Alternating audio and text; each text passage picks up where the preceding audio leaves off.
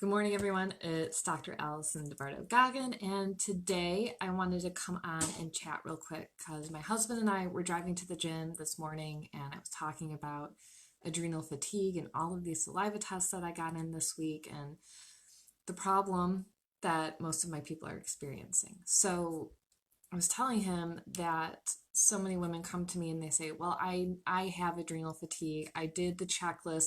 My insert your doctor that you're seeing is chiropractor, naturopath, best friend, muscle tester, whatever. So, oh yeah, it's just adrenal fatigue. Here, take this herb, take this supplement. And the truth is that some people have adrenal fatigue. And what adrenal fatigue looks like in the beginning is actually hyperfunction. So the adrenals are actually in hyperdrive and not just slow down and everything's fatigued and your cortisol is too low or your cortisol is too high. So it's super important that you do a saliva test because it's going to test your cortisol 4 times throughout the day into the evening, and it checks your melatonin too. So what I've been finding is that people don't necessarily have adrenal fatigue. They just have a really poor stress response, which I guess you could call adrenal fatigue. But their melatonin at 3 o'clock in the afternoon is sky high, and it's sky high in the morning too. And so that's the hormone that helps you go to sleep. It's what you want to take. But when we're not having that adaptive stress response, when we're not having healthy blood sugar levels, when your testosterone, especially as a woman, is sky high, you're going to have a lot of energy problems, a lot of fatigue issues, a lot of hormone issues, and it's not just because of the adrenals. So we tend to just blame the adrenals. Yes, adrenal fatigue is real, but that doesn't mean every single person has it. So do the saliva test. The other thing that I've been finding is that I always run a blood work panel alongside of saliva testing, and a lot of women come to me and they have perfect hormone blood work. Their testosterone is really low or right where it needs to be, and then we do saliva tests and their testosterone's off the chart, the estrogen's off the chart. And the reason for that is blood work hormones are bound, they're protein bound, so they're easy to find. So, and they're not active in the body. The saliva hormones are not protein bound, they are active in the body. So that is all the testosterone, the estrogen, the progesterones that are going to work because they're active. They're able to attach to your cells and your tissues. So if your blood work from your hormone panel comes back normal, do a saliva test because I guarantee you it's going to look completely different because those are the active, real hormones that are working on in your body. And then my husband said, well, I mean, he said fibromyalgia is what the term he was thinking of. Is that even real? And I'm like, it is real. It was something I was diagnosed with when I was 15, and something I think both my parents were diagnosed at the same time. And it was this hot new thing a long time ago.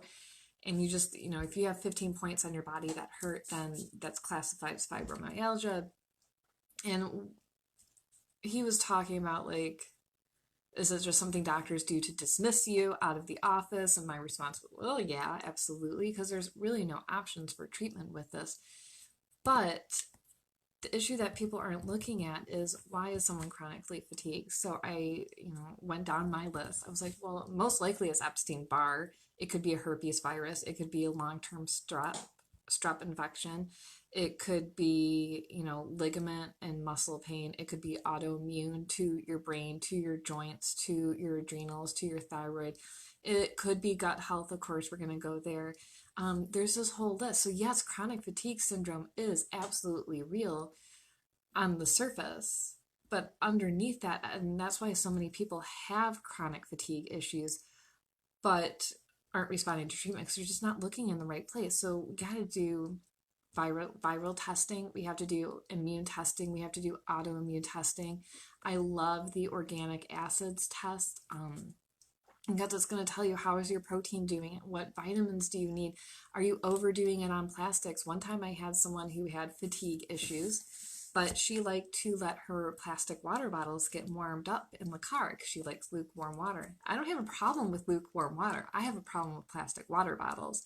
And when her organic acids test came back, all of those plastics were off the charts for her. And I was like, you have to get rid of plastic. Stop microwaving plastic. Stop cooking food in plastic. Stop buying food that's wrapped up in plastic. So pick your vegetables like out of the bucket. Don't get the ones that are already pre-saran wrapped. Someone the other day posted that they like to wrap up their spaghetti squash in plastic wrap and put it in the microwave to cook for 15 minutes. I about fell over. I didn't say anything because I don't want to be rude and call people out. I'm not that type of internet person. But there's so many more reasons why you might have chronic fatigue. Plastic could be one of them. So looking at what's actually going on in the body is going to help you figure out why you have the issue and what steps you need to take care of it, instead of throwing your hands up and saying, well, I have chronic fatigue, I have adrenal fatigue, there's nothing I can do, I'm sick, and that's the end of it. Because if you don't want to be there anymore, we got to find the way out, and the way out is testing. And I got real excited, and I was going to say that, you can check for adrenal fatigue through blood testing by looking at sodium and potassium. There's all types of different patterns. You can have hyperfunction and hypofunction, too much and too little function of your thyroid, of your adrenals, of your ovaries.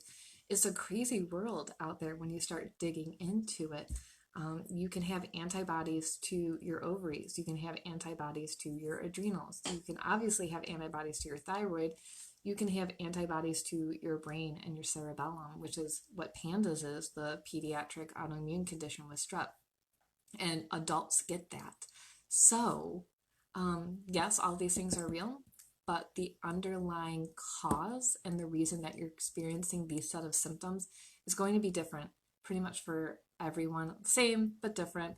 I have the Epstein-Barr solution book, is fantastic. So if you have that, she gives you a lot of great ideas: food, rest, strategies, sleep, lifestyle. I do a lot of that with my people, but make sure you get tested. If you've ever had Epstein-Barr, which is mono, in your life, I've had it 3 times, I think, which is really exciting. So I always have to watch for reactivations. And there's a blood test that you do, and it says, is it active? Is it latent? Like you have Epstein-Barr living in your system, but it's just not running amok. Is it a recurrent infection? Like it just showed up to say hello again, and it's just something you have to fight off for a little bit. So there's a lot of different ways that our body will fight this. So if you're struggling with chronic fatigue, adrenal fatigue, let me know. Let's get you some blood work. Let's get you saliva tests. Super easy to do. Let's figure out what's going on. Let's run your hormones too, so we know like what's going on, because otherwise we're just guessing. And that's where a lot of people get stuck. They're just guessing. And that's why nothing's working, or some things work for a little bit, not long term, where you stop taking them and everything stops working and everybody's frustrated. So let's dig in. Keep doing testing, and we can chat about options with insurance and cash and how to take care of yourself. Probably later today, I will maybe jump out and do a little live about what to take for adrenal fatigue and how to manage it based off of your symptoms. So that's a whole nother conversation for another day. So thanks for joining me. I hope you have a wonderful day and be healthy. All right, thanks guys.